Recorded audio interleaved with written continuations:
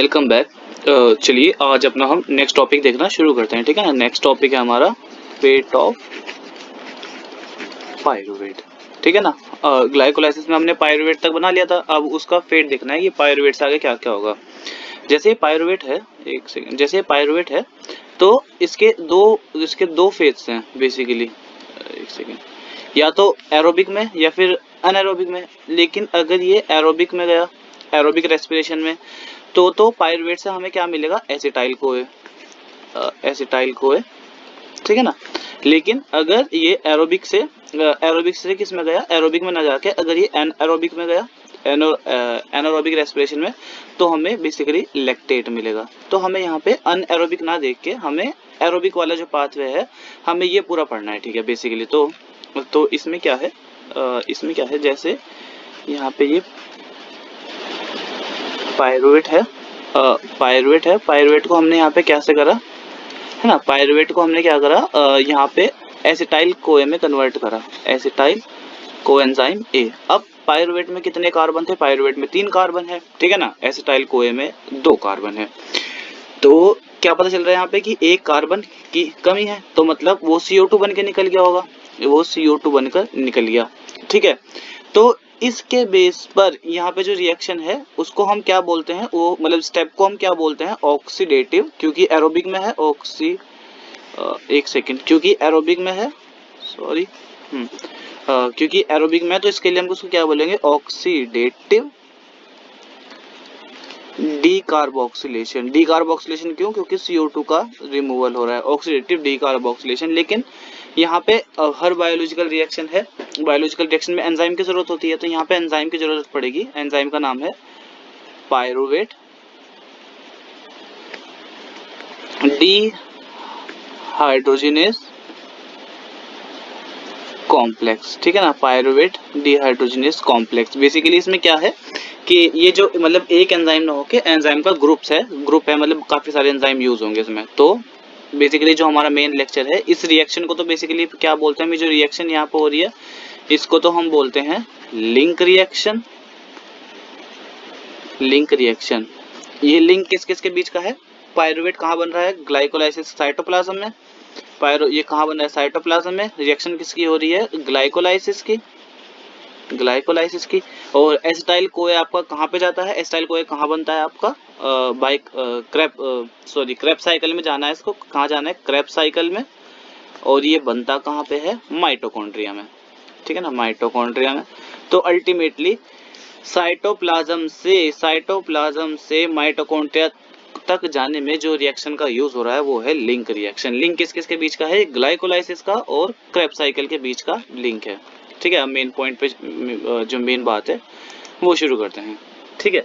अब देखो जैसे ये है पायरुवेट डी हाइड्रोजिनेस कॉम्प्लेक्स, ठीक है ना, PDC pyruvate dehydrogenase complex enzyme है।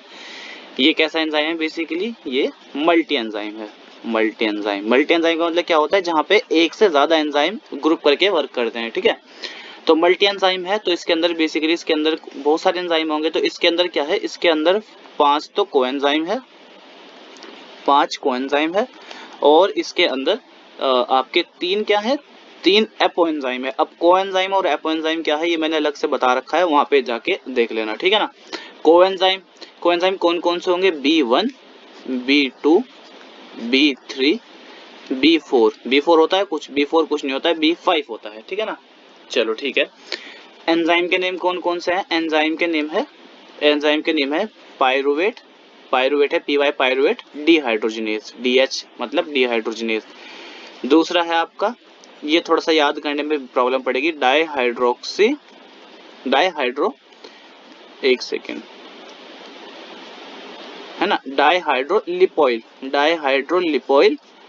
Trans acetylase, डाईहाइड्रोक्सीलिपोइल trans acetylase. अब तीसरे एंजाइम के लिए कुछ नहीं करना है, इन दोनों को मिला देना है, ठीक है ना। तो यहाँ पे सेम है डाईहाइड्रोक्सीलिपोइल और इसका डीहाइड्रोजिनेस थर्ड। यहाँ पे एक इंपॉर्टेंट मॉलिक्यूल और है, फिफ्थ, लिपोअमाइड। लिपोअमाइड का फंक्शन क्या है, यहाँ पे ये H+ डोनर है और साथ में क्या है, डोनर भी है और एक्सेप्टर भी है, चलो ठीक है, 5 को एंजाइम पता चल गए इसके, पायरुवेट डिहाइड्रोजनेज के, ठीक है ना। अब इम्पोर्टेंस क्या है, बेसिकली इम्पोर्टेंस है ना, क्यों हो रही है मतलब ये रिएक्शन, इम्पोर्टेंस क्या है। तो पहली बात ये कि जो ये ओनली ऐसा स्टेप है, सिर्फ इकलौता ऐसा स्टेप है जिसके जरिए एसिटाइल कोए बन सकता है, ठीक है ना, सॉरी एसिटाइल कोए के लिए, ठीक है ना। और ये स्टेप कैसा होता है, जैसे कि ये इकलौता स्टेप है जिसमें ग्लूकोज से पायरुवेट बनेगा और पायरुवेट से एसिटाइल कोए बनेगा, और एसिटाइल कोए से बाद में जाके क्या बनेंगे, फैटी एसिड बनेंगे, फैटी एसिड जो बॉडी के अंदर फैटी एसिड बनते हैं, ठीक है। लेकिन यहाँ पे प्रॉब्लम क्या आ जाती है, प्रॉब्लम ये है कि एसिटाइल कोए से तो फैटी एसिड बन जाते हैं, लेकिन फैटी एसिड से उल्टा कभी भी ग्लूकोज नहीं बन पाता। ये रिएक्शन कैसी होती है, ये रिएक्शन होती है इरिवर्सिबल, कि सिर्फ कैसी फॉरवर्ड डायरेक्शन में मूव करेगी, बैकवर्ड में नहीं करेगी। लेकिन एक्सेप्शन है ना, साइंस में एक्सेप्शंस तो होते ही हैं। एक्सेप्शन क्या है इसका, कि जो ट्राइग्लिसराइड्स हैं, ट्राइग्लिसराइड्स ये लिपिड का ही पार्ट होता है बेसिकली, ट्राइग्लिसराइड आपके ग्लिसरॉल देते हैं, ट्राइग्लिसरॉल, जबकि थ्योरी ये है कि फैटी एसिड से आप कभी भी ग्लूकोज नहीं ले सकते, लेकिन एक एक्सेप्शन ये कहता है कि आप ट्राइग्लिसराइड से ग्लिसरॉल ले सकते हैं, जिससे बाद में ग्लूकोज मिल जाता है, ठीक है। पहली इंपॉर्टेंस तो ये थी।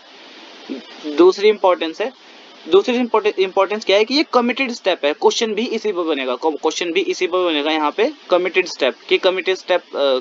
स्टेप कौन सा है यहाँ पे, क्या होगा कि अगर एक बार ग्लूकोज जो था, मतलब ग्लूकोज लिंक रिएक्शन में चला गया, तो उसका कंप्लीट ऑक्सीडेशन होगा ही होगा, ठीक है ना। कमिटेड स्टेप है कि अगर एक बार ग्लूकोज मुझसे बोले जैसे पायरुवेट बना, और पायरुवेट बनने के बाद अगर वो लिंक रिएक्शन में चला गया, तो पक्का उससे लास्ट में क्या बनेगा, एसिटाइल कोए बनेगा लास्ट में, ठीक है ना। और एसिटाइल कोए बनेगा तो एसिटाइल कोए पक्का कहाँ पे जाएगा, क्रेब्स साइकिल में जाएगा, एसिटाइल कोए क्रेब्स साइकिल में जाएगा और ग्लूकोज का कंप्लीट ऑक्सीडेशन होगा, ठीक है। चलो थर्ड इंपॉर्टेंस है, थर्ड है कि यहाँ पे NADH बनता है, NADH का मतलब तो एनर्जी हो गई, ठीक है ना। तो कितनी मिलेगी, 2.5 ATP एक पायरुवेट से, ठीक है।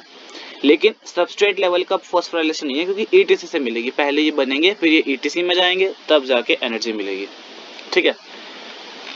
एक बार रिएक्शन पूरी देख लेते हैं, रिएक्शन कैसी है, जैसे पायरुवेट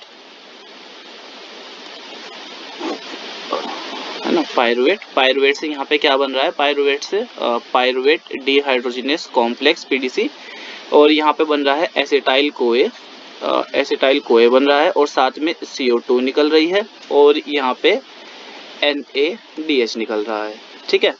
तो अब साथ में यहीं से इसकी ओवरऑल रिएक्शन से एक चीज समझनी है आपको, इसका रेगुलेशन भी समझना है, इसका पायरुवेट डिहाइड्रोजनेज एंजाइम का रेगुलेशन। जब ये इसमें क्या होगा, जैसे एसिटाइल कोए था, ये बन गया, तो ये क्या करेगा, यही इसके ऊपर क्या डालेगा, नेगेटिव इनहिबिशन डालेगा, और इधर से ये NADH जो बन रहा है, ये भी इसके ऊपर नेगेटिव इनहिबिशन डालेगा। तो ये दो स्टेप बताओ कैसे हो गए, जब प्रोडक्ट ही इनहिबिट कर रहा है एंजाइम को, तो ये कैसे हो गया, प्रोडक्ट इनहिबिशन। एक तो प्रोडक्ट इनहिबिशन होगा इसमें, स्टार पॉइंट है ना, और एक क्या होगा, लेकिन कुछ प्रमोट भी तो करने वाला होना चाहिए। प्रमोट करने वाला पॉजिटिव यहाँ पे कौन है, पॉजिटिव यहाँ पे इंसुलिन है। इंसुलिन क्या करेगा, इसको प्रमोट करेगा, रिएक्शन को, लिंक रिएक्शन को प्रमोट कराएगा, ठीक है ना। तो लिंक रिएक्शन में इतना ही था। आई होप सही लगी आपकी वीडियो। मिलता हूँ आपसे मैं नेक्स्ट लेक्चर में। Bye bye.